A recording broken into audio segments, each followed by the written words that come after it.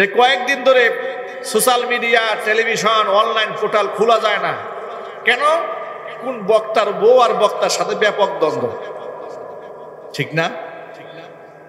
আবু তোহা আদনান আর তার বউ সাবিকুন নাহার, উনি এক স্ট্যাটাস দেয়, এ এক স্ট্যাটাস দিচ্ছে, সে এক স্ট্যাটাস দিচ্ছে, উনি লাইভে আসছে। কি এক বিদিকিস্তি অবস্থা!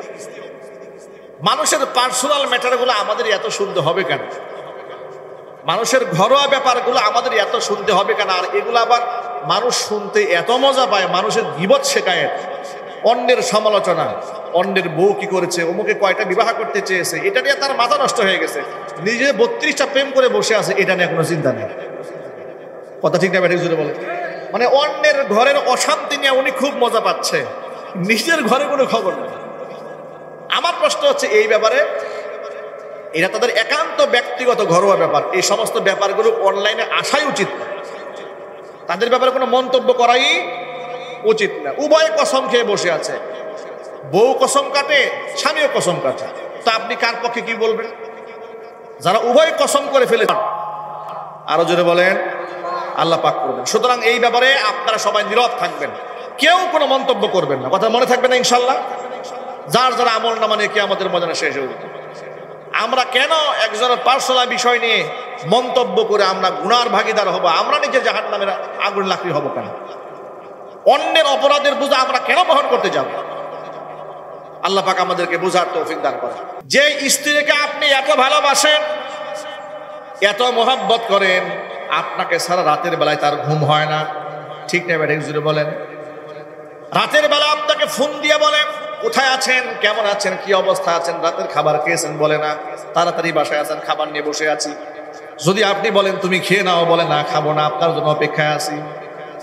দুপুর বেলা বলে ফোন দিয়ে কোথায় আছেন, কেমন আছেন, কি অবস্থা আছেন, খাবার নিয়ে বসে আছি, তাড়াতাড়ি আসেন। আপনি সারা খাবার পেটের মধ্যে ঢুকে না, ঠিক না ব্যাটিক জুড়ে বলেন? কথা বুঝতে কষ্ট হচ্ছে নাকি ভাই? এটা বাস্তবতা কিনা? কত মোহাব্বত স্বামী স্ত্রীর, সুবহানাল্লাহ খান। স্বামী এবং স্ত্রীর এই মোহাব্বতটা আল্লাহ প্রদত্ত বড় নিয়ামত। জাআলা লাকুম মিন আনফুসিকুম আজওয়াজা লিতাসকুনু ইলাইহা। আল্লাহ বলেছেন তোমাদের মধ্য থেকে তোমাদের জোড়া, তোমাদের স্ত্রীদেরকে আমি সৃষ্টি করেছি, লিতাসকুনু ইলাইহা, যাতে করে বউর কাছে গেলে তোমরা প্রশান্তি লাভ করো। জোরে বলেন সুবহানাল্লাহ। বউর কাছে গেলে প্রশান্তি লাভ করতে হয়, সুকুন আসে মনে, সুকুন, শান্তি আসে। অথচ বর্তমান সমাজের অধিকাংশ ঘরের মধ্যে দেখবেন স্বামী স্ত্রীর মধ্যে এমন সম্পর্ক হয়েছে, একেবারে সাপে আর বেজির সম্পর্ক। কথা বলে না কেন?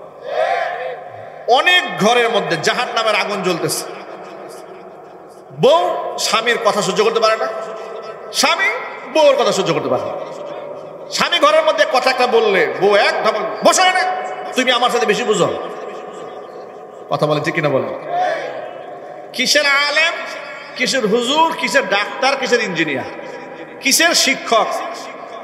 ঘরের মধ্যে শিক্ষক হাজবেন্ড ঢুকেছে, বউ বলে এত কথা বলো না, আমি তোমার ছাত্রী না, বহুত কথা বলছো, এবার তুমি চুপ করে বসো, ঠিক কিনা বলেন? এবার হুজুর গেছে বউর কাছে, বউ বলছো বহুত ওয়াজ করছেন বাইরে, আমার আর ওয়াজ শোনায় না, আমি আপনার সাথে ওয়াজ কম বুঝি না। কথা ঠিক কিনা বলেন?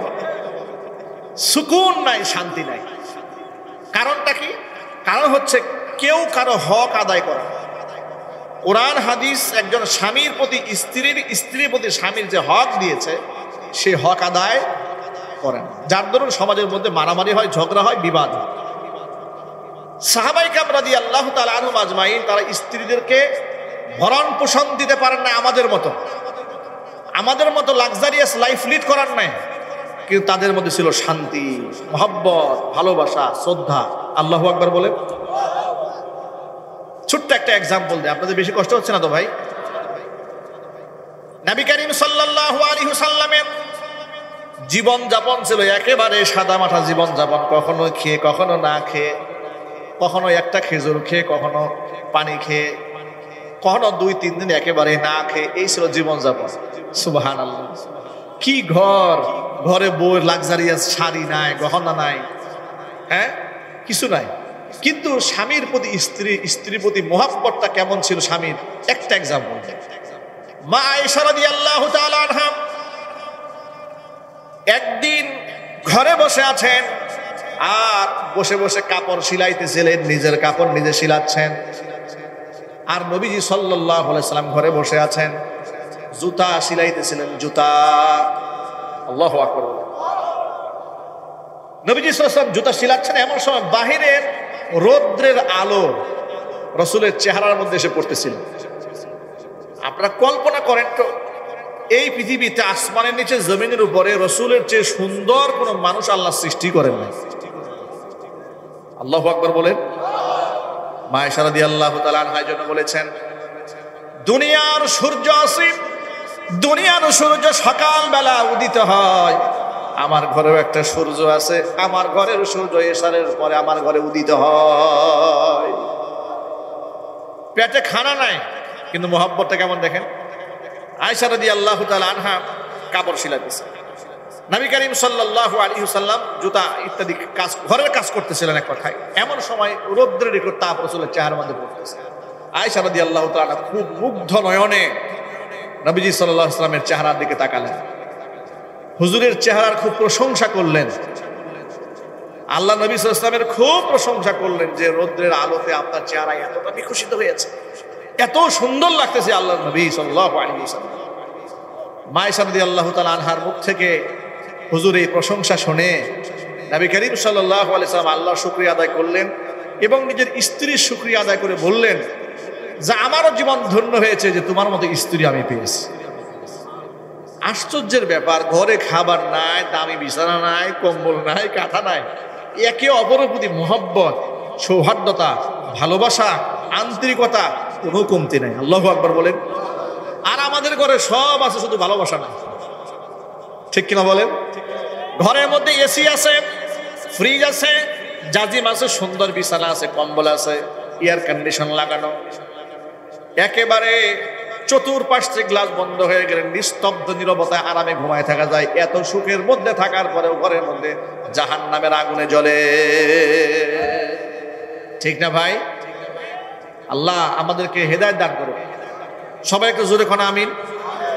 আর ঘরের মধ্যে যদি কারো শান্তি না থাকে, ওই ঘর আর ঘর থাকে না, ওটা জাহান্নামের টুকরা হয়। ঠিক কিনা ভাই বলেন? কিসের টুকরা হয়? জাহান্নামের টুকরা হয়ে যায়। আল্লাহ পাক যেন আমাদের প্রত্যেকটা ঘরগুলাকে কোরআনের নূর দিয়ে আলোকিত বানায় দেয়। এই জন্য ঘরের মধ্যে আমরা নামাজ কায়েম করবো, বলেন না ইনশাআল্লাহ। আজকের মাহফিলের ওসিলা করে আল্লাহ তাআলা আমাদের সকলকে পরিপূর্ণ হেদায়েত নসিব করুন। বন্ধুগণ, এক বাক্যে জবাব দিয়ে বলুন, হেদায়েত দেওয়ার মালিক কে? পৃথিবীর কোন আলেমের হাতে কি হেদায়েতের মালিকানা আছে? কোন বক্তার হাতে? কোন পীর দরবেশের হাতে? বক্তা, পীর, দরবেশ, ওলিয়া আউলিয়া তো দূরের কথা, পৃথিবীর কোন নবীর হাতেও আল্লাহ তাআলা হেদায়েতের মালিকানা দেননি।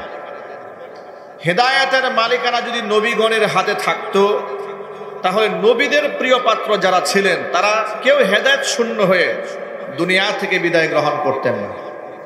ঠিক নেবে ঠিক? হেদায়েতের মালিকানা যদি নবী আদম আলাইহিস সালাতু ওয়াস সালামের হাতে থাকতো, নিজের কলিজার টুকরা ছেলে হাবিল এবং কাবিল, এই উভয়ের মধ্যে হত্যাযজ্ঞ। কাবিল তার এক ছেলে, হাবিল আরেক ছেলে। কাবিল হাবিলকে হত্যা করার মতো এই পৃথিবীতে মানুষ হত্যা করার যে প্রথম জঘন্য অপরাধ, এই কাজটা সংগঠিত হতো না যদি হেদায়েতের মালিকানা নবীর হাতে থাকতো। হেদায়েতের মালিকানা যদি আদমে সানি, যাকে বলা হয় নবী নূহ আলাইহিস সালাতু ওয়াস সালাম, ৯৫০ বছর পর্যন্ত হায়াত পেয়েছিলেন। এত বড় নবী, তিনিও হেদায়েতের মালিক ছিলেন না। যদি মালিক থাকতেন, নিজের ছেলে ওর যার সন্তান কেনান, প্লাবনের সময় কিস্তিতে সকলেই আশ্রয় গ্রহণ করেছে, ছেলে আশ্রয় গ্রহণ করেন। ইতিহাস পুরাতন, আপনারা জানেন, বাবা বলেছে, ইয়া বুনাইয়া রকাম মা'ানা ওয়ালা তাকুম মা'আল কাফিরিন, এ ছেলে নৌকায় আমাদের সাথে উঠো, তুমি কাফেরদের সাথে থেকো না। বখাটে ছেলে, নাফরমান ছেলে বাবাকে জবাবে বলেছে, ক্বালা সাআবি ইলা জাবালি ইয়াসিমুনি মিনাল মা, ক্বালা লা ইয়াউমা মিন আমরিল্লাহি ইল্লা মার রাহিম ওয়া হালা বাইনাহুমাল মাওজু ফাকানা মিনাল মুগরাকিন। ছেলে বলছে, আব্বাজান, আমি আপনার কথা মানতে পারলাম না, আমি আমার বন্ধুদের সাথে থাকব। আপনি বলেছেন প্লাবন এসে, জলোচ্ছ্বাস এসে আমাদেরকে ধ্বংস করে দেবে, ডুবাই নেবে। সাআউই ইলা জাবালিন, আমি পাহাড়ের চূড়ায় গিয়ে আশ্রয় গ্রহণ করব। পাহাড়ের চূড়া পর্যন্ত কোনোদিন পানি পৌঁছতে পারবে না, আমি ধ্বংস হব না। তিনি বললেন, না, লা আসিমাল ইয়াউমা মিন আমরিল্লাহি ইল্লা মার রাহিম, আল্লাহ যাকে দয়া করবেন, আল্লাহর দয়া ছাড়া আজকে কেউ কাউকে রক্ষা করতে পারবে না। ছেলে কথা শুনে নাই, নবীর ছেলে কথা শুনল না। আল্লাহ পাক বলেন, ওয়া হালা বাইনাহুমাল মাওজু ফাকানা মিনাল মুগরাকিন। বিরাট বড় একটা ঢেউ এসে পিতা পুত্রের মধ্যে বিচ্ছিন্নতা ঘটিয়ে দেওয়া হলো। মুহূর্তের মধ্যে ছেলে বাবার চোখের সামনে চুবনি খেয়ে মরে গেল। ইতিহাস অনেক লম্বা, সেই ইতিহাস আপনাদেরকে শোনানো আমার মূল উদ্দেশ্য না। আমি শুধু এখান থেকে এই সবকটা শোনাতে চাই, হেদায়েতের মালিকানা যদি নবী নূহ আলাইহিস সালাতু ওয়াস সালামের হাতেই থাকতো, তাহলে নিজের ছেলে আল্লাহর গজবে ধ্বংস হতো না। কথা ঠিক না ঠিক জোরে বলেন? হেদায়েতের মালিকানা যদি নবী ইব্রাহিম আলাইহিস সালাতু ওয়াস সালামের হাতেই থাকতো, তিনি আমাদের জাতির পিতা। এত প্রশংসা আল্লাহ পাক তার করেছেন কোরআন মাজিদে। আল্লাহ পাক বলেন, মিল্লাতা আবিকুম ইব্রাহিমা হুয়া সাম্মাকুমুল মুসলিমিন। তোমাদের পিতা ইব্রাহিম আলাইহিস সালাতু ওয়াস সালামের মিল্লাতের ধর্মের আদর্শের অনুসরণ করো। হুকুমটা কে দিয়েছেন? আরো জোরে বলেন। আমাদের পিতা ইব্রাহিম আলাইহিস সালাতু ওয়াস সালামের আদর্শের অনুসরণ করতে বললেন। আমাদের পিতা হযরতে ইব্রাহিম আলাইহিস সালাতু ওয়াস সালাম, তিনি আমাদের মুসলিম জাতির পিতা হন। কি হন জোরে বলেন তো ভাই, একটু জোরে আমাদের সবাই বলেন না। তিনি মুসলিম জাতির পিতা হন। জাতির পিতা ইব্রাহিম আলাইহিস সালাতু ওয়াস সালাম আল্লাহর কাছে খুব জালিলুল কদর, অনেক সম্মানিত নবী তিনি। আপনাদেরকে একটা তথ্য দিয়ে রাখি, এই পৃথিবীতে কোরআনের জন্য, ইসলামের জন্য, আল্লাহর জন্য, তাওহীদের জন্য, আল্লাহর হুকুম জমিনে বাস্তবায়ন করার জন্য যিনি যত বেশি কষ্ট করেছেন, আল্লাহ পাক পরকালে তার মর্যাদা তত বেশি বাড়িয়ে দিবেন। এই পৃথিবীতে একজন মাত্র নবী হযরত ইব্রাহিম আলাইহিস সালাতু ওয়াস সালাম। তাওহীদের উপর অটল থাকার কারণে মুশরিকেরা তার গায়ের কাপড় ছিনিয়ে নিয়েছিল, গায়ের কাপড় খুলে অগ্নিকুণ্ডের মধ্যে নিক্ষেপ করেছিল। পৃথিবীতে কোন নবীকে এই দুনিয়াবাসী এমন অপমান করে নাই যেটা নবী হযরত ইব্রাহিম আলাইহিস সালাতু ওয়াস সালামকে করেছিল। আল্লাহর উপর তাওয়াক্কুল করে নবী ইব্রাহিম আলাইহিস সালাতু ওয়াস সালাম অগ্নিকুণ্ডের মধ্যে পড়ে যেতে রাজি হয়ে গেলেন, কিন্তু কাফের বেঈমানদের সাথে আতাত করতে রাজি হন নাই। জোরে বলেন সুবহানাল্লাহ। বিনিময়ে আল্লাহ তাআলা দুনিয়াতে তাকে একটা পুরস্কার দিয়েছেন।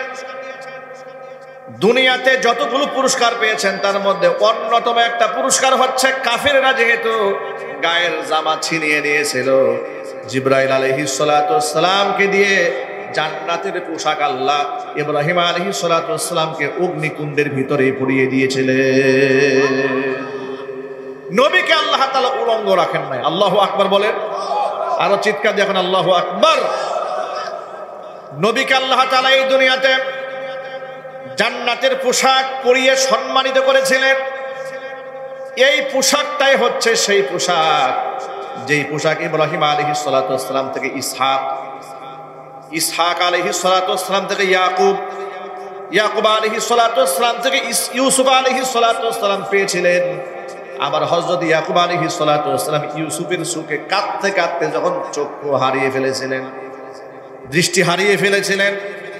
তখন ইউসুফ আলাইহিস সালাতু ওয়াসসালাম এই জামাখানা ভাইদের মাধ্যমে হাদিয়া পাঠিয়ে দিয়েছিলেন যে এই জামাটা আমার বাবার চোখের মধ্যে গিয়ে ধরো, কুদরতি অবস্থায় কুদরতি ব্যবস্থাপনায় আল্লাহ পাক তার দৃষ্টি ফিরিয়ে দিবে। যেই জামা ইউসুফ আলাইহিস সালাতু ওয়াসসালাম ভাইদের মাধ্যমে পিতা ইয়াকুব আলাইহিস সালাতু ওয়াসসালামের কাছে পাঠিয়েছিলেন, এটাই হচ্ছে সেই বরকতি জামা, যেই জামাটা মূলত ইয়াকুব আলাইহিস সালাতু ওয়াসসালামের মাধ্যমে নবী ইউসুফ নিজের গায়ে পড়েছিলেন। আল্লাহু আকবার বলেন, আরো জোরে কোন আল্লাহু আকবার। এই জামাটা আবার পরবর্তীতে হযরত ইয়াকুব আলাইহিস সালাতু ওয়াসসালামের কাছে দেওয়া হলো। এই জামাটা হাতের মধ্যে নিয়ে ইয়াকুব আলাইহিস সালাতু ওয়াসসালাম বলেছিলেন, আমি তো আমার ইউসুফের ঘ্রাণ পাচ্ছি। চিৎকার দেখুন সুবহানাল্লাহ। সেই ইতিহাসও অনেক লম্বা। এখান থেকে যে মেসেজটা আমরা নেব সেটা হলো এই যে এই যে জামা, এটা কোন জামা? এই জামা হচ্ছে ওই জামা যে জামা হযরতে ইব্রাহিম আলাইহিস সালাতু ওয়াসসালাম তিনি পুরস্কার প্রাপ্ত হয়েছিলেন। জান্নাতের ভেতর থেকে জিবরিল কর্তৃক তিনি পেয়েছিলেন এই পুরস্কার। কেন পেলেন? কারণ তাকে উলঙ্গ করে কাফেরেরা, নমরুদ উলঙ্গ করে তাকে আগুনের মধ্যে ফেলে দিয়েছিল। বিনিময়ে তিনি পৃথিবীতে এই সম্মানের পুরস্কার পেয়েছিলেন। কিয়ামতের ময়দানে আল্লাহ পাক তাকে আরেকটা বড় সম্মাননা দেবেন। সেই সম্মাননা হলো কিয়ামতে যত শ্রেণী পেশার মানুষ আছে আল্লাহ পাক সকল শ্রেণীদেরকে কিয়ামতের দিন উলঙ্গ অবস্থায় হাসরের ময়দানে জমা করবেন।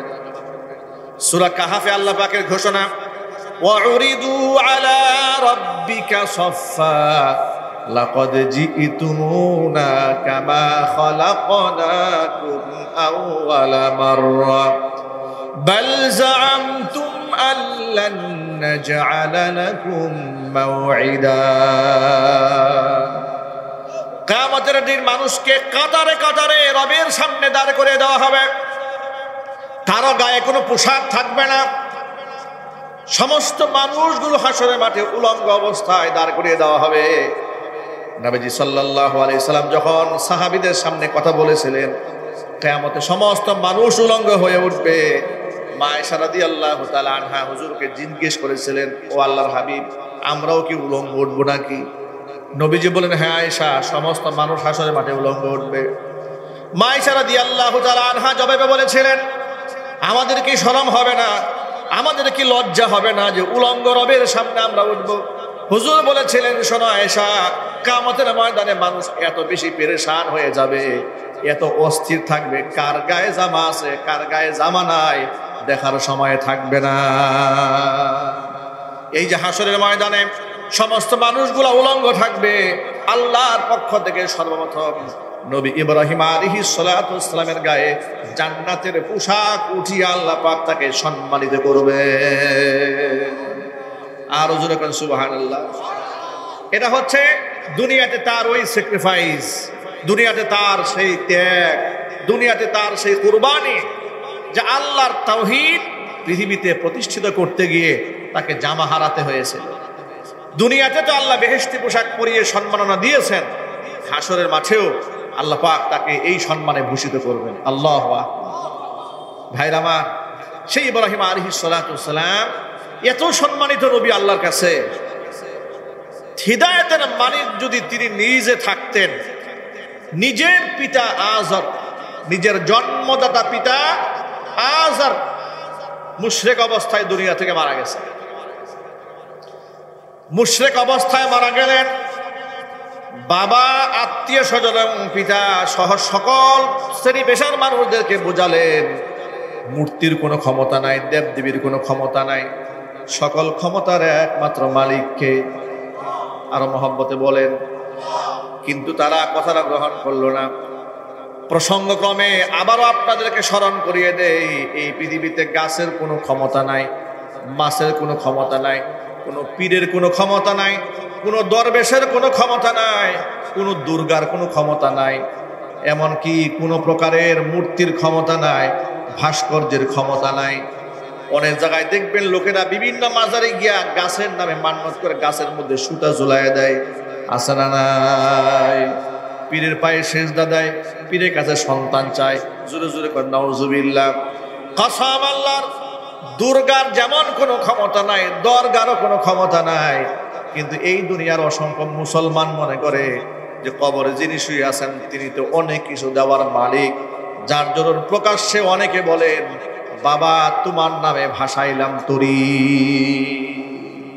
জোরে কর নাউজুবিল্লাহ। ঈমান থাকবে? এবার আপনারা বলেন তো সকল ক্ষমতার মালিককে? আমাদের দেশে রাজনৈতিক অঙ্গনে একটা কুফরি বাক্য চালু আছে। জনগণকে খুশি করার জন্য অনেক নেতা স্টেজে উঠে বলে সকল ক্ষমতার উৎস জনগণ। এটা অনেকেই বলে না? এটা একটা কুফরি কথা। কি কথা? এটা কুফরি কথা, একটা শিরকি কথা। সকল ক্ষমতার একমাত্র মালিক কে? এটাই আমাদের বিশ্বাস। জনগণ কোন ক্ষমতার মালিক না, জনগণ ক্ষমতার মালিক না, ক্ষমতার মালিক আল্লাহ তাআলা। নবী ইব্রাহিম আলাইহিস সালাতু ওয়াস সালাম এত সম্মানিত নবী, হাসরের মাঠেও তার ব্যাপক সম্মান হবে। অসংখ্য মানুষকে তিনি সুপারিশ করে জান্নাতে নিয়ে যাবেন। আপনাদেরকে একটা মৌলিক তথ্য জানায় রাখি, কথাটা মনে রাখবেন, ভুলে যাবেন না। কিয়ামতের ময়দানে মৌলিকভাবে 3 শ্রেণীর মানুষ আল্লাহর দরবারে সুপারিশ করবে। কয় শ্রেণী? হাদিস শরীফে এসেছে, একটা হাদিসে এসেছে ইয়াশফাউ ইয়াউমাল কিয়ামাতি সালাসাতুন। 3 শ্রেণীর মানুষ রবের কাছে বান্দাদের জন্য সুপারিশ করবে। 1 নাম্বার শ্রেণী হচ্ছে আল আম্বিয়া, নবীগণ আল্লাহর দরবারে মানুষের জন্য সুপারিশ করবেন। 2 নাম্বার হচ্ছে সুম্মাল উলামা, নবীগণের পরে আল্লাহ তাআলা আলেমদের মর্যাদা এত বাড়িয়ে দিবেন হাসরের ময়দানে, আলেমদেরকে সুপারিশ করে অসংখ্য গুনাহগার বান্দাদেরকে জান্নাতে নিয়ে যাওয়ার জন্য সুযোগ তৈরি করে দিবে। এই যে আজকে বেদগাড়ি মাদ্রাসাতে কত ছেলেরা মাথায় পাগড়ি পেয়েছে, এর এক সময় জগৎ বিখ্যাত হাফেজ কোরআন, আলেম দ্বীন হবে, দাঈ ইলাল্লাহ হবে। বলেন ইনশাআল্লাহ? বলেন না ইনশাআল্লাহ? যিনি জায়গা দিয়েছেন, এই প্রতিষ্ঠাতা যিনি আছেন, বাম পাশে বসে আছেন, এবং আপনারা যারা সহযোগী আছেন, কিয়ামতের ময়দানে এই ছেলেগুলোর জন্য আল্লাহর জান্নাতের ফয়সালা যখন হবে, এরা একা একা জান্নাতে যাবে না। খুব একটা মজার কথা বলি, এই যে আমার সামনে আপনারা যারা বসে আছেন, এখানে অনেক আবেদ বান্দা আছে। আবেদ, আবেদ মানে কি? ইবাদতকারী। আবেদ মানে ইবাদতকারী, মানে যেই ব্যক্তি নামাজ পড়ে না, নাকি? এই অপারেটর ভাই, এই যে স্টেজ মনিটর আওয়াজ দেন, স্টেজ মনিটর আওয়াজ দেন। ভিতরে ভিতরে আওয়াজ কি ক্লিয়ার হয়? ভিতরে আওয়াজ ক্লিয়ার আছে? আমার এখানে ক্লিয়ার নাই, একটু ক্লিয়ার করেন, ক্লিয়ার করেন। মনে রাখেন, আবেদ, আবেদ এর বাংলা অর্থ হচ্ছে ইবাদতকারী।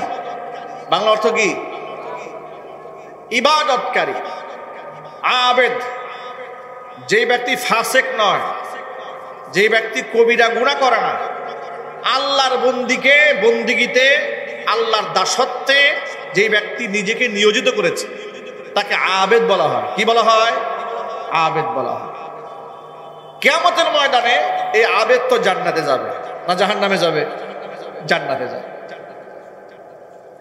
আবেদকে বলা হবে ইউকালু লিল আবিদি উদখুলুল জান্নাহ, ও আবেদ তুমি জান্নাতে যাও।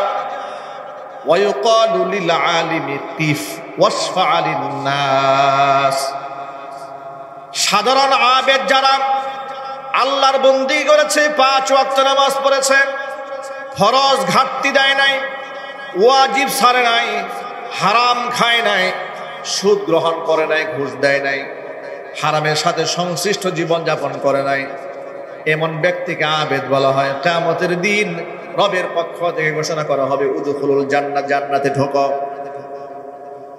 ওয়া ইউকালু লিল আলিমি, কিন্তু আলেমকে প্রথমেই বলা হবে না জান্নাতে চলে যাও, বরং আলেমকে থামিয়ে দেওয়া হবে। কিফ, আলেম তুমি দাঁড়াও। আবেদরা একা একা ইবাদত করেছে, একা একা জান্নাতে যাবে, কিন্তু তোমাকে আলেম বানিয়ে এত বেশি মর্যাদা দেওয়া হয়েছে, তুমি একা একা জান্নাতে যেতে পারবে না, একটু দাঁড়াও তুমি। অসংখ্য লোক বিপদগ্রস্ত হয়ে আছে, ওয়াশফা লিন নাস, মানুষের জন্য তুমি আজকে সুপারিশ করো। অবশ্যই তোমার সুপারিশ মঞ্জুর করা হবে। সুবহানাল্লাহ বলতে পারেন না? ওয়াসফা লিন-নাস, আলেমকে ডেকে বলা হবে কিফ, দাঁড়াও তুমি এখানে।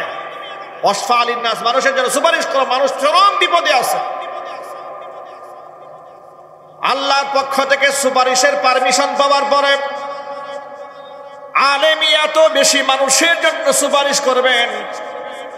হাদিস শরীফের মধ্যে এসেছে আলেমদের সুপারিশকৃত মানুষের সংখ্যা ওয়ালাউ কানা আদাদুহুম আদাদান নুজুম, আসমানের নক্ষত্র সমতুল্য যদি হয়ে যায়, আলেমদের সুপারিশ মঞ্জুর করে অগণিত মানুষকে আল্লাহ পাক ক্ষমা করে জান্নাতের ফয়সালা করে দিবে।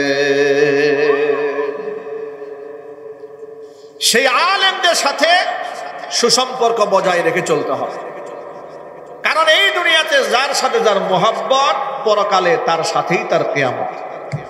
ঠিক কিনা বলেন? দুনিয়াতে আপনি যার সাথে উঠা বসা করবেন, পরকালে আপনি তার সাথেই থাকবেন।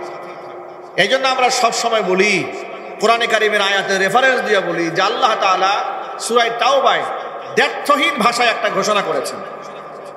আল্লাহ পাক বলেন, ইয়া আইয়ুহাল্লাযীনা আমানুত্তাকুল্লাহ ওয়া কুনু মা'আস সাদিকিন। আল্লাহ পাক বলেন, ও ঈমানদাররা, আমি আল্লাহকে ভয় করো, ওয়া কুনু মা'আস সাদিকিন, এবং সত্যবাদীদের সাথে থাকো। আপনি যদি নামাজীদের সাথে বন্ধুত্ব রাখেন, আপনি নামাজি হবেন। যদি আপনি সুদখোরের সাথে উঠা বসা করেন, আপনি সুদখোর হবেন। যদি আপনি ঘুষখোরের সাথে উঠা বসা করেন, আপনি ঘুষখোর হবেন। যদি আপনি জেনাকার লম্পট বদমাশদের সাথে উঠা বসা করেন, আপনার অজান্তে ওই সমস্ত অপকর্মের আসর আপনার মধ্যে পড়ে যাবে। একেবারে খুব সহজে বুঝাই দেওয়ার জন্য বলি, আপনি যদি নাপাক কোনো জায়গায় যান, পেশাবখানায় যদি যান, ডাস্টবিনের পাশে যান, গায়ের মধ্যে যদি ময়লা নাও মাখেন, নাকের মধ্যে কিন্তু গন্ধ একটা চলে আসে। ঠিক না ব্যাটিক জুড়ে বলেন? অনুরূপ ভাবে আপনি যদি আতরের দোকানে যান, খুশবুর দোকানে যান, গায়ের মধ্যে খুশবু যদি আপনি নাও মাখেন, নাকের মধ্যে খুশবু গ্রান চলে আসে। এটাই হচ্ছে নেককার আর বদকার আমলদার মানুষের সাথে সংশ্লিষ্ট হওয়ার উদাহরণ।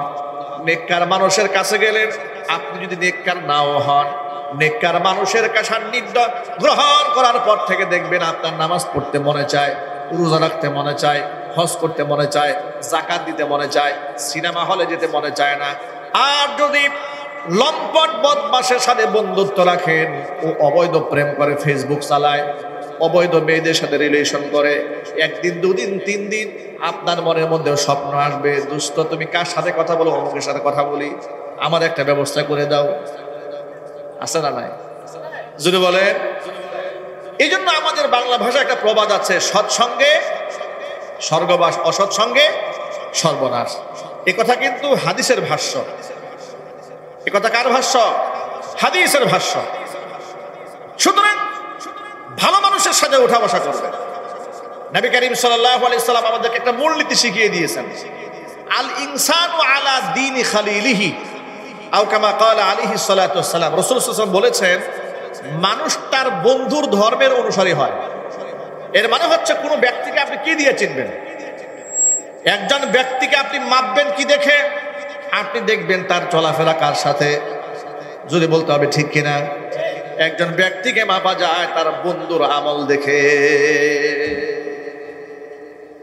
যে কথা বলার জন্য কথাটা বললাম, বুঝাবার জন্য বলেছি, কিয়ামতের ময়দানে আল্লাহ তাআলা আলেমদেরকে এই সুপারিশ করার সুযোগ দেবেন। তৃতীয় নাম্বার হচ্ছে ওয়াসশুহাদা, শহীদ যারা হয়েছে আল্লাহর দ্বীনের জন্য, শহীদদেরকে আল্লাহ পাক সুযোগ দিবেন। ও শহীদরা একা একা জান্নাতে যেও না, শহীদদের তো অনেক মর্যাদা।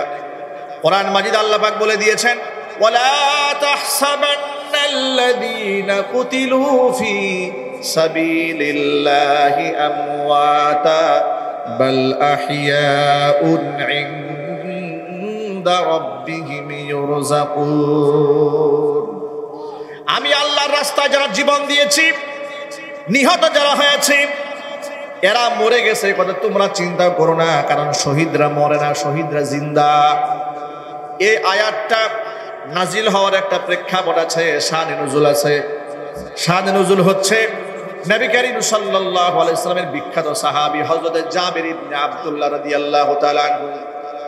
হযরত জাবের রাদিয়াল্লাহু তাআলা আনহু হচ্ছেন ওই সাহাবী, হজ সংক্রান্ত যত হাদিস আপনারা শোনেন, হজের ব্যাপারে সবচাইতে বেশি বর্ণনা করেছেন যে সাহাবী, ওই সাহাবীর নাম হচ্ছে হযরত জাবের রাদিয়াল্লাহু তাআলা আনহু। হযরত জাবের রাদিয়াল্লাহু তাআলা আনহু একজন সাহাবী। আল্লাহ নবী সাল্লাল্লাহু আলাইহি ওয়াসাল্লামের জীবদ্দশায় যতগুলো জিহাদ হয়েছে সবগুলো জিহাদে তিনি অংশগ্রহণ করেছেন, কেবলমাত্র শুধুমাত্র উহুদের ময়দানে তিনি অংশগ্রহণ করতে পারেন নাই।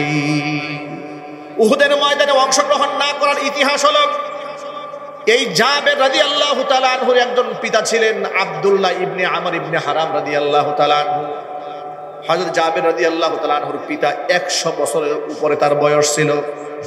উহুদের ময়দানে জিহাদের ডাক যখন চলে এসেছে, এই বৃদ্ধ সিংহ নবীজি সাল্লাল্লাহু আলাইহি ওয়াসাল্লামের সামনে দাঁড়িয়ে বলেন, ইয়া রাসূলুল্লাহ, আল্লাহর পথে জিহাদের জন্য আপনি আমাকে সিলেক্ট করে নিয়ে নেন। আল্লাহু আকবার বলবেন না? আরো চিৎকার যখন আল্লাহু আকবার। এই সমাজেও দেখবেন কিছু বৃদ্ধ সিংহ আছে, ঠিক না ঠিক জুড়ে বলেন। বয়স অনেক বেশি, ইমানি তাকাত, ইমানের শক্তি বড় মারাত্মক, যুবকদেরকে হাল বানায়। আল্লামা শাহ আহমদ শফী রহমাতুল্লাহি আলাইহি পড়া তো ভুলে যাওয়ার কথা নয় আপনাদের। বৃদ্ধ বয়সে কত শান আর কত মান আল্লাহ পাক দান করেছিলেন। হুইল চেয়ারে চলতেন, ভালো করে দেখতে পারতেন না, স্পষ্ট ভাষায় কথা বলতে পারতেন না। ইমানি তাকাত আর ইমানের শক্তি আল্লাহ পাক নওজওয়ানদের চাইতে বেশি দান করেছিলেন, ঠিক কিনা বলেন? জুনায়েদ বাবনগরী রহমাতুল্লাহি আলাইহি বৃদ্ধ মানুষ, জেল খেটেছেন, রিমান্ড খেটেছেন, তাকে উল্টা করে ঝুলিয়ে পায়ের নিচে টর্চার করা হয়েছে। আল্লাহর বান্দার পেছনে বস্তায় বস্তা টাকা দেওয়ার চেষ্টা করেছে স্বৈরাচার, কেনা যায় নাই।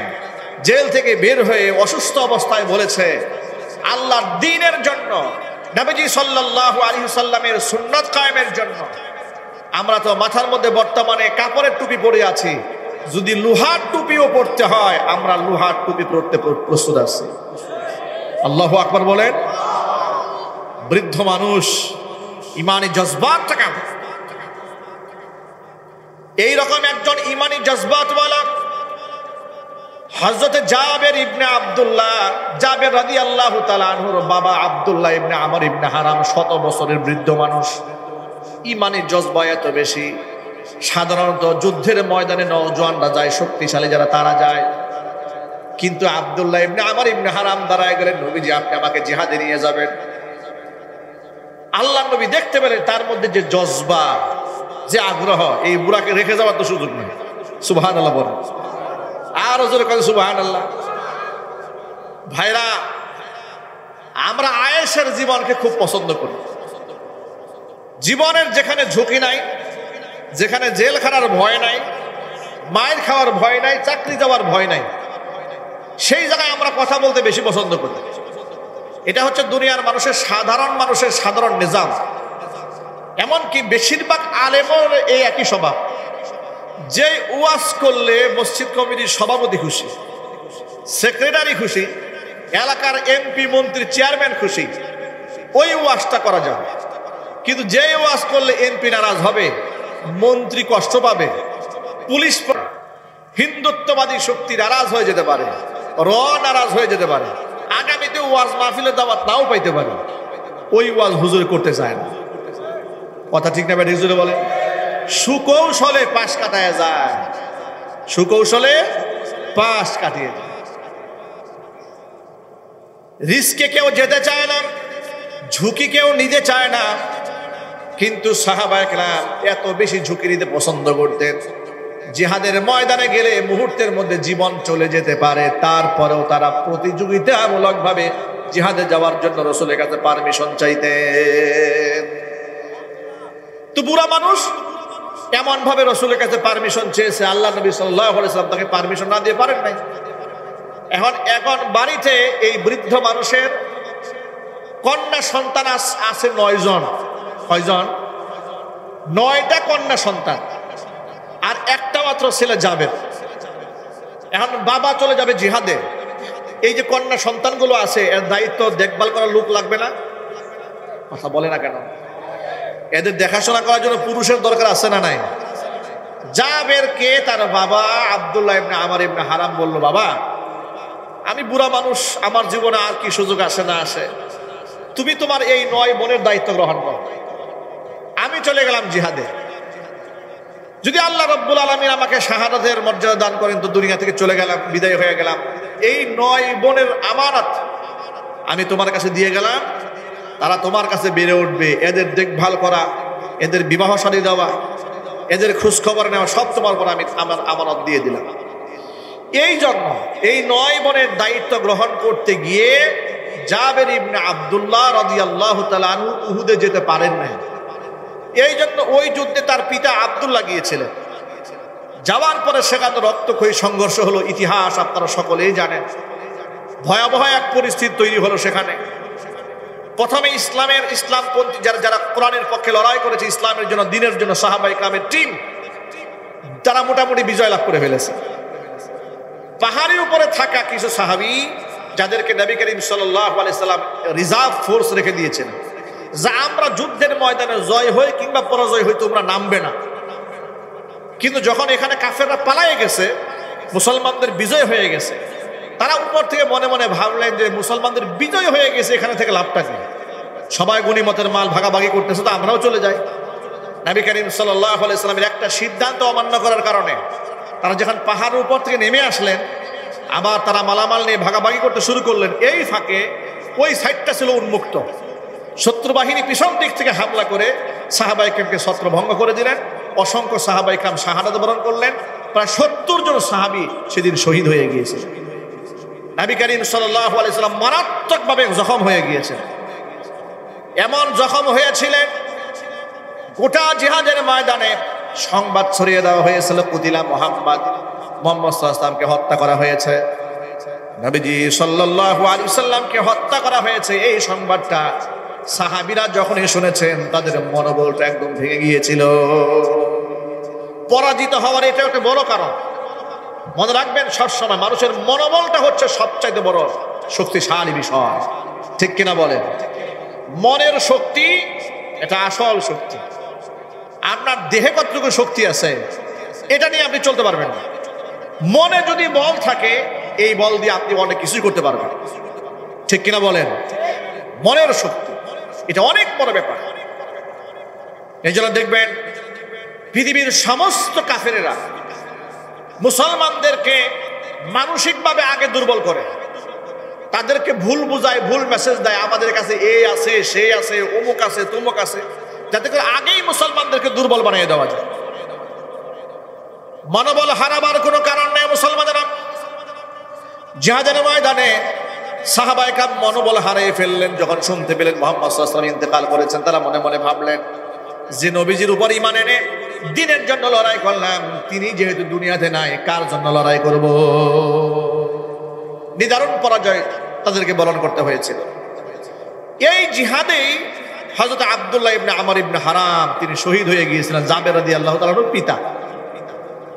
শহীদ হয়ে যাওয়ার পরে রক্তাক্ত অবস্থায়, আহত অবস্থায় আল্লাহর নবী উহুদ থেকে যখন ফিরে এলেন, জাবের রাদিয়াল্লাহু তাআলা আনহুর মন বড় খারাপ, মনটা ভার হয়ে আছে, কারণ হযরত জাবেরের পিতা শহীদ হয়ে গেছেন।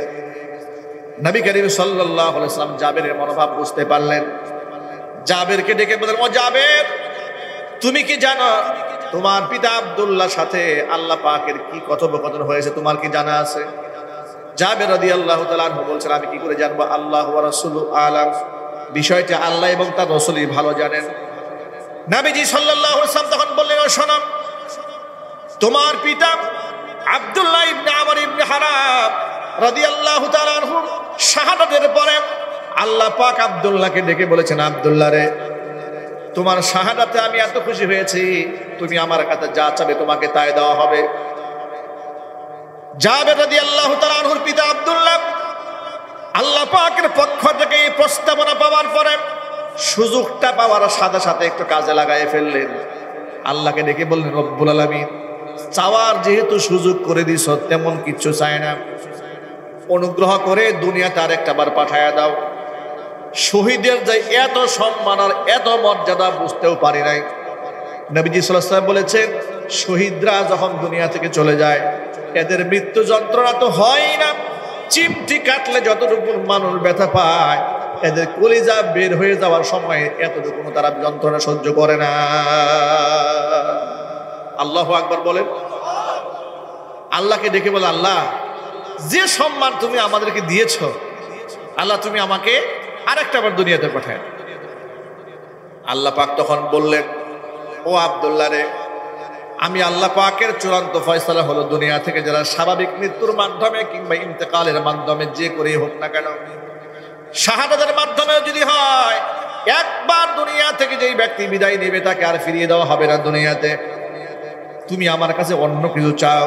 তখন আব্দুল্লাহ ইবনে আমর ইবনে হারাম রাদিয়াল্লাহু তাআলা আনহু আল্লাহকে ডেকে বলেন, রব্বুল আলামিন যদি তাই হয়, ফিরিয়ে যদি দুনিয়াতে নাই দাও, অন্তত পক্ষে দুনিয়াবাসীকে তুমি জানায়া দাও শহীদ হওয়ার কারণে তুমি আমাদেরকে কত সম্মান দান করেছো। আল্লাহ তাআলা তখন ওই প্রেক্ষিতে আয়াত নাযিল করলেন। আল্লাহ পাক দুনিয়াবাসী কি আব্দুল্লাহ ইবনে আমর ইবনে হারাম রাদিয়াল্লাহু তাআলা আনহুর প্রস্তাবনার প্রেক্ষিতে আয়াত নাযিল করে দিলেন, দুইটা আয়াত। আল্লাহ পাক তখন বললেন, ওয়ালা তাহসাবান্নাল্লাযীনা কুতিলু ফি সাবিলিল্লাহি আমওয়াতা।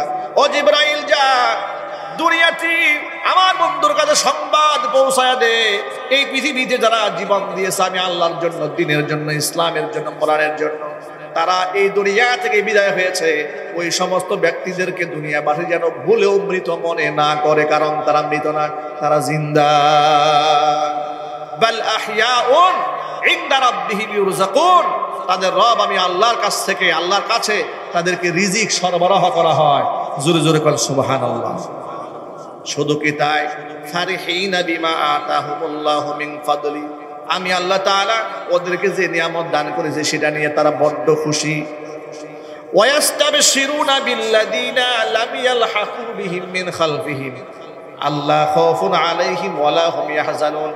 এখনো পর্যন্ত তাদের সাথে যারা মিলিত হয় না, মানে দুনিয়াতে যারা আছে, তাদেরকে তারা এই কথা বলে সুসংবাদ দিচ্ছে, তাদেরকে নিয়ে তারা যেন কোনো টেনশন না করে, তাদের কোনো ভয় নাই, তাদের কোনো দুঃখ নাই, সম্পূর্ণ নিরাপত্তার চাদরে মহান রব তাদেরকে আবৃত করে রেখে দিয়েছে। ভাইরা আমার, কিয়ামতের দিন এই সমস্ত শহীদরা আল্লাহর দরবারে দাঁড়িয়ে যাবেন। শহীদরা একা একা জান্নাতে যাবে না, শহীদরা অসংখ্য মানুষদেরকে সুপারিশ করে আল্লাহ পাকের জান্নাতে নিয়ে যাবেন। জোরে বলেন সুবহানাল্লাহ। ভাইরা আমার, একটা মূলনীতি সকলেই মনে রাখেন, সেটা হচ্ছে দুনিয়াতে যেহেতু একদিন এসেছি অবশ্যই বিদায় হয়ে যেতে হবে। রাজা হলেও বিদায় হতে হবে, প্রজা হলেও বিদায় হতে হবে। মনে রাখবেন, দুনিয়ার সময়টা একেবারে সীমিত সময়, কিন্তু পরকালে অনন্ত অসীম সবাই সামনে রয়েছে। দুনিয়ার সফলতাও মূল সফলতা নয়, দুনিয়ার ব্যর্থতাও মূল ব্যর্থতা নয়। দুনিয়াতে আপনি রাজা হলেন, বাদশাহ হলেন, এমপি আর মন্ত্রী হলেন, প্রাইম মিনিস্টার হলেন, বিরাট বড় ক্ষমতাধর হয়ে গেলেন, জুকারবার্গের মতো সম্পদশালী হয়ে গেলেন, ইলন মাস্কের মতো সম্পদশালী হয়ে গেলেন, এটাও সফলতা নয়। কোরআন বলে দিয়েছে মূল সফলতা কোনটা, শোনেন, কুল্লু নাফসিন যায়িকাতুল মাউত ওয়া ইন্নামা তুওয়াফাউনা উজুরাকুম ইয়াওমাল কিয়ামাহ ফামান যুহজিহা আনিন নারি ওয়া উদখিলাল জান্নাতা ফাকাদ ফাজ ওয়া মাল হায়াতুদ দুনিয়া ইল্লা মাতাউল গুরুর। প্রতিটা প্রাণীকে মৃত্যুর স্বাদ আস্বাদন করতে হবে, মরতে তো হবেই সকলকে। আল্লাহ পাক বলেন সকলেই মরবে, মৃত্যুতে কেউ বাঁচতে পারবে না। ওয়া ইন্নামা তুওয়াফাউনা উজুরাকুম ইয়াওমাল কিয়ামাহ, কিয়ামতের দিন তোমাদের আমলের বিনিময়ে তোমাদেরকে পূর্ণ আকারে তোমাদেরকে বুঝায় দেওয়া হবে। পূর্ণ আকারে আমলনামা হাতের মধ্যে তুলে দেওয়ার পরে, প্রাপ্ত বিনিময়টা তুলে দেওয়ার পর, ফামান যুহজিহা আনিন নার, জাহান্নামের আগুন থেকে যাকে রক্ষা করা হবে, ওয়া উদখিলাল জান্নাতা, যাকে জান্নাতে প্রবেশ করানো হবে, ফাকাদ ফাজ, ওই ব্যক্তি সফল। ওয়া মাল হায়াতুদ দুনিয়া ইল্লা মাতাউল গুরুর, দুনিয়ার জীবনটা হচ্ছে ধোঁকা আর প্রবঞ্চনা ছাড়া কিছু নয়। দুনিয়ার মায়া, মোহাব্বত, প্রেম, ভালোবাসা সব প্রবঞ্চনা আর ধোঁকা।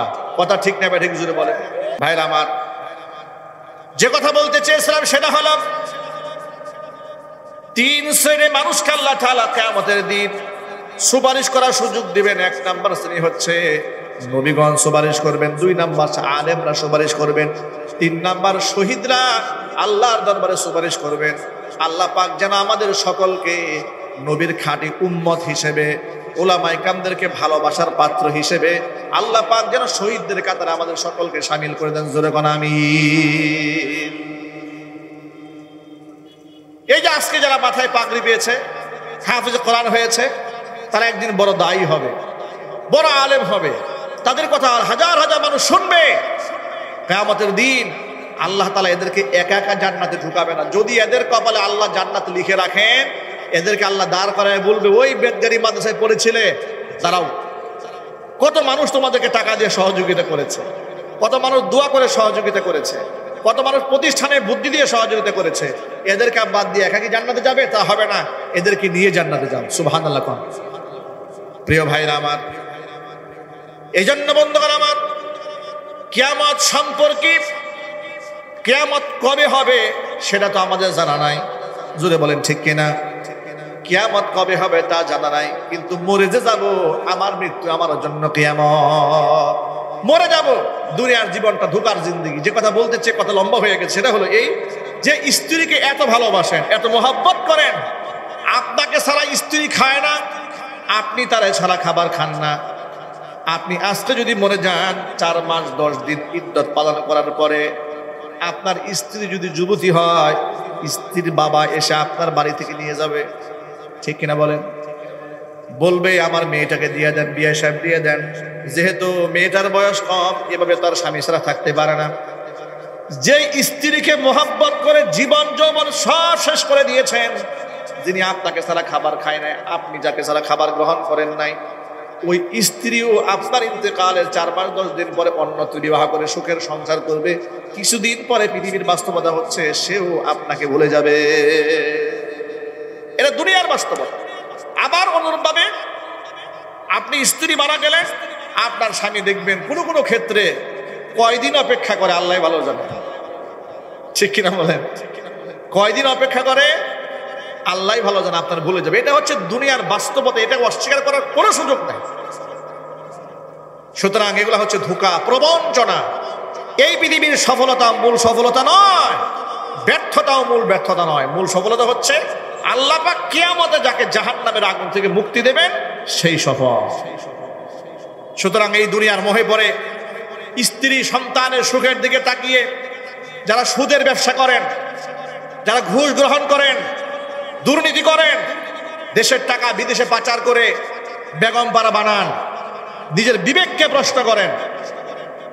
আপনি তো নিজে দুর্নীতি করে বিপদগ্রস্ত হয়ে জাহান্নামের আগুনে লাকড়ি হয়ে আরেকজনকে সুখী বানাতে চেয়েছেন। আপনি যদি কাল হাসরের মাঠে পিটারি খান, ওই পিটারির ভাগ কিন্তু আপনার বউ নেবে না, বাচ্চাও নেবে না। কথা বলেন না ভাই, ঠিক কিনা বলেন? আরে বাবা, জাহান্নামের আগুনের ভাগ নেবে জোরে কথা, দুনিয়ার শাস্তির ভাগ ছেলে মেয়ে বউ নেবে? চিৎকার দিয়া বলে নেবে। উদাহরণ দিয়া বলি, স্বৈরাচারের আমলে সরকারি এক আমলা ছাগল কাণ্ডে ধরা পড়লো, মনে আছে তো নিশ্চয়ই ইতিহাস। ছেলে ছাগল কিনেছে একটা, নাম কি আতাউর রহমান, কি নাম। এই ভদ্রলোক যখন তার বিরুদ্ধে অনেক সমালোচনা হলো, মানুষ জানাজানি হয়ে গেল, তার আরেকটা ঘর আছে, সেখানে বাচ্চা কাচ্চা হয়ে গেছে। বিদেশ থেকে তার এক মেয়ে স্ট্যাটাস দিয়েছে যে বাবা আমাদেরকে ঠকিয়েছে, বাবাকে আমরা ছাড়বো না। অথচ এই ভদ্রলোক বাংলাদেশ থেকে সরকারি আমলা হয়ে কোটি কোটি টাকা বিদেশে পাচার করে মেয়েকে বিদেশে সেটেল করেছে। মেয়ে যে গাড়িতে চলে বিদেশে, সেই গাড়ির দাম 4 কোটি টাকা, যেটা পত্রপত্রিকা দেখছে। মানে মেয়েকে 4 কোটি টাকার গাড়িতে চালান, মেয়েকে স্টাবলিশ করেছেন বিদেশে। এত কিছু করার পরেও দুনিয়াতে বাবা বিপদে পড়েছে, মেয়ে বলতেছে বাবাকে আমরা ছাড়বো না, বাবা আমাদেরকে ঠকাইছে। এটা হলো দুনিয়ার একটা এক্সাম্পল। পৃথিবীতেই যদি বাপ বিপদে পড়ে সন্তানরা এগিয়ে আসতে চায় না, আর জাহান্নামের আগুন দেখলে সন্তান এগিয়ে আসবে, বউ এগিয়ে আসবে, ভাই এগিয়ে আসবে, কল্পনা করেন কি করে? এই জন্য ওদের সুখের চিন্তা করে নিজের জাহান্নামের আগুনের লাকড়ি হওয়ার তো কোনো মানেই হয় না। ঠিক কিনা বলেন? আমার নিজের একটা পেট বাঁচাবার জন্য আমাকে হারাম খাইতে হবে? রিজিকের মালিক কে? সুতরাং প্রিয় ভাইয়েরা আমার, দুনিয়া থেকে সকলেই বিদায় হয়ে যাবেন, আমি আপনি সকলে বিদায় হয়ে যাব। আমার কবরে কেউ যাবে না, আমার হিসাব যেহেতু আমাকেই দিতে হবে। সুদ হারাম, ঘুষ হারাম, কবিরা গুনাহ সব ছেড়ে দিয়া আল্লাহ পাকের খাঁটি বান্দা হয়ে আল্লাহ যেন কবুল করেন, জোরে কোন আমিন। আমার এতক্ষণের পুরো আলোচনার সারমর্ম হলো যে আমরা এমন কোন আবেদ হব না যে শুধু আমি আমার ইবাদত দিয়ে আল্লাহর জান্নাতে যেতে পারবো। এত বড় আবেদ আমরা হই নাই। এটা আমিও নয়, আপনিও নন, কেউ নয়। নবী করিম সাল্লাল্লাহু আলাইহি ওয়াসাল্লাম একদিন বললেন, আল্লাহর ইবাদত, আল্লাহর রহমত ছাড়া শুধু ইবাদত দিয়ে কেউ জান্নাতে যাবে না। এই কথা বলার পরে সাহাবায়ে কেরাম রাসূলকে প্রশ্ন করলেন, হে আল্লাহর নবী, আপনিও কি নন? আপনিও কি ইবাদত দিয়ে জান্নাতে যাবেন না? রাসূল বলেন না। সুবহানাল্লাহ বলবেন না? আল্লাহ রাসূল বলেন না, আমিও না। আল্লাহর রহমত ছাড়া আমিও জান্নাতে যেতে পারবো না। যেখানে আল্লাহর রহমত ছাড়া আল্লাহর নবী জান্নাতে যাবে না বলে আল্লাহর নবী ঘোষণা দিয়ে দিয়েছেন, সেখানে আমরা এখানে যারা বসে আছি নিজের ইবাদত দিয়ে, তাকওয়া পরহেজগারি দিয়ে জান্নাতে যাওয়া আশা করি না, কিন্তু আমরা আল্লাহর রহমতের আশা করি। আমি তো জানি না পাবো কি পাবো না, আল্লাহ তোমার দেয়া সেরা জান্নাত।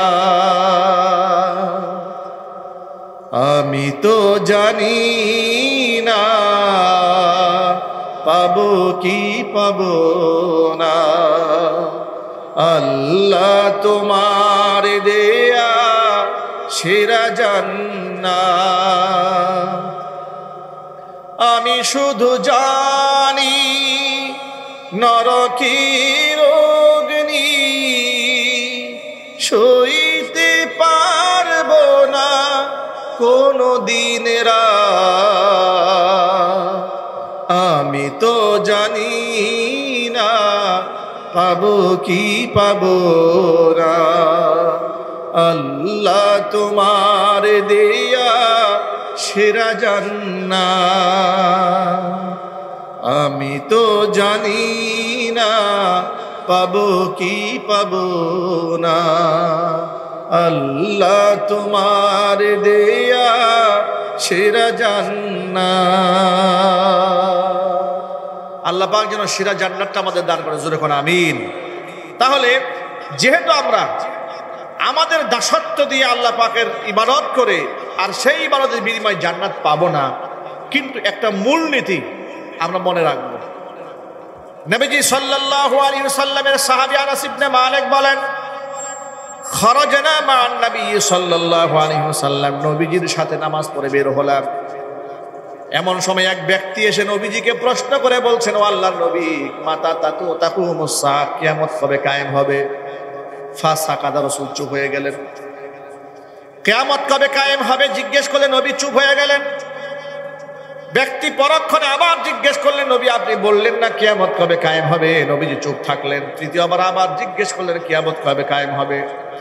এবার নবীজি প্রশ্নের জবাব তাকে দিয়ে বলছেন, ফামা আদাতালাও সাহাবীরে, তুমি যে বারবার কিয়ামতের কথা জানতে চাও, কিয়ামতের জন্য তোমার প্রস্তুতি কি? সাহাবী তখন বললেন, আল্লাহর হাবিব, কিয়ামতের জন্য অনেক নামাজ, অনেক রোজা, হজ, যাকাত জমা করতে পারি নাই, তবে মন থেকে আল্লাহ এবং তার রাসূলকে বড্ড ভালোবাসি। হুজুর তখন বললেন, আল মারউ মা'a মান আহাব্বা, এই পৃথিবীতে যে যাকে ভালোবাসবে কিয়ামতে সে তার সাথেই থাকবে। ওয়া আনতা মা'আল্লাযী আহবাবতা, তুমি যাকে ভালোবেসেছো কিয়ামতের ময়দানে তুমি তার সাথেই থাকবে। ভাইরা আমার, আনাস ইবনে মালিক বলেন, নবী যখন বললেন এই পৃথিবীতে যাকে ভালোবাসবো তার সাথে আমরা থাকবো, এই কথা সাহাবীরা শোনার পরে এত বেশি খুশি হয়ে গিয়েছিলেন, আমি আমার জীবদ্দশায় নবীর সাহাবীদেরকে এত খুশি কোনোদিন হতে দেখি নাই। ভাইরা আমার, সুতরাং এটা হচ্ছে বড় পুঁজি, আমি আল্লাহ এবং রাসূলকে ভালোবাসবো। বলেন ইনশাআল্লাহ, বলেন না ইনশাআল্লাহ। এখন এই ভালোবাসার প্রমাণটা কি? আমি যে ভালোবাসি আল্লাহকে, ভালোবাসি আল্লাহ রাসূলকে, এর বড় প্রমাণ হলো আল্লাহ নবী বলেন, মান আহাব্বা সুন্নতি ফাকাদ আহাব্বানি, যেই ব্যক্তি আমার সুন্নতকে ভালোবাসে সেই ব্যক্তি আমাকে ভালোবাসে। ওয়ামান আহাব্বানি কানা মাই ফিল জান্নাহ, যেই ব্যক্তি আমাকে ভালোবাসবে সেই ব্যক্তি আমার সাথে আমার জান্নাতে থাকবে। জোরে বলেন সুবহানাল্লাহ। আমরা আমাদের জীবনে রাসূলের সুন্নতের বাহিরে চলবো না, বলেন ইনশাআল্লাহ। জোরে বলেন ইনশাআল্লাহ। সুন্নতটা অবশ্যই আদায় করব, সাথে ফরজ বাদ দিয়ে, নাকি কথা বলেন, ফরজ বাদ দিয়ে। আজকের পর থেকে আমরা এক ওয়াক্ত নামাজও কাজা করব না, বলেন ইনশাআল্লাহ। একটা মিথ্যা কথা বলবো না, বলুন ইনশাআল্লাহ। চুরি করব না, ডাকাতি করব না, জেনা বদমাশি করব না, মানুষের গিবত করব না, শিকায়াত করব না, পরনিন্দা করব না। আমরা হালাল রুজি রোজগার ভক্ষণ করব, বলেন ইনশাআল্লাহ।